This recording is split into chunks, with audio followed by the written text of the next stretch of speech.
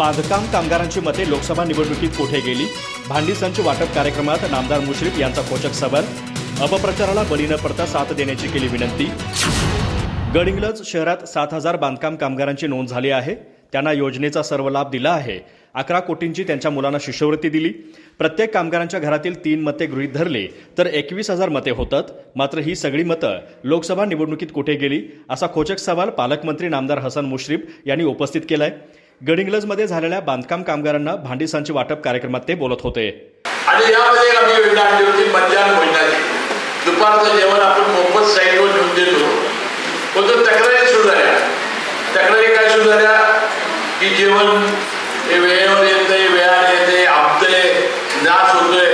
आणि याचा परिणाम झाला की ती योजना आपण बंद करून टाकली आणि त्याच्याऐवजी आपण ही भांड्याचा सेट म्हणजे आज त्याचा आपल्या समोर ठेवला आहे ती स्टेनलेस स्टीलची 9,900 रुपयाची भांडी हे देण्याचा उपक्रम आपण इथं आणला आणि त्याचा आज वाटप होत आहे. लोकप्रतिनिधी म्हणून आपले काही थर्मामीटर आहे. एखादा आमदार निवडून दिला किंवा ग्रामपंचायतीला आपण नगरसेवक निवडून दिला, त्यानं काय करावं हे आपल्या अपेक्षा असतात. आता आमदारानं काय करावं तर आमदारानं संपर्क ठेवावा. त्यानं कधी उपलब्ध असलं पाहिजे, त्यानं फोन घेतला पाहिजे, कधी भेटायला गेलं तर भेटलं पाहिजे, त्यानं आपलं काम केलं पाहिजे, कामासाठी फोन लावला पाहिजे, पत्र दिलं पाहिजे, त्याला शासन दरबारी कुठल्या कामासाठी त्याने स्वतः आलं पाहिजे. मग एखादा बँकेत कर्ज झालं त्यासाठी तिने मदत केली पाहिजे. मुलं शिकून बेकार झाले त्याच्या हाताला काम लावायचं आणि त्याला नोकरीसाठी प्रयत्न केले पाहिजेत.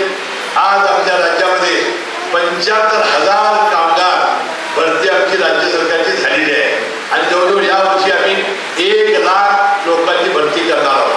त्याने ज्या लोक येत आहेत परीक्षेला पुढं आमच्याकडं त्यांना सहकार्य करण्याचं काम किंवा मला 10वी आणि 12वीच्या आपल्या उत्तीर्ण विद्यार्थ्यांचा आम्ही सत्कार करा. त्याला सांगितलं तुम्हाला कुठेही प्रवेश घ्यायचा असेल तर तुमचा आमदार तुमच्या पाठीशी आहे, तुम्ही कुठेही प्रवेश घ्या, त्याचं सहकार्य मी करीन. तरुण मुलाला व्यायामासाठी ओपन जिम देणं, तरुणासाठी नोकरीसाठी मदत करणं, शिकण्यासाठी कुठेही मदत करणं, त्यांना प्रवेशाला मदत करणं, सहकार्य करणं, हे सगळं काम आपण अतिशय प्रामाणिकपणाने करत आहोत. पुढे ते म्हणाले, आजवर 5 वेळा जनतेने मला आमदारकीची संधी दिली.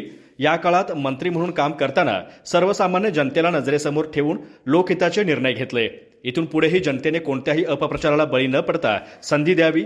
हमाल बनून मी जनतेची सेवा करीन अशी ग्वाही यावेळी नामदार मुश्रीफ यांनी दिली. अमर मांगले यांनी स्वागत केलं तर गुंडू पाटील यांनी प्रास्ताविक केलं. यावेळी कामगारांना भांडी संच, अनुदान, अपंगांना 3 चाकी सायकलीचं वितरण करण्यात आलं. किरण कदम, सिद्धार्थ बन्ने, हरुण सय्यद, नरेंद्र भद्रापूर यांची भाषणं झाली.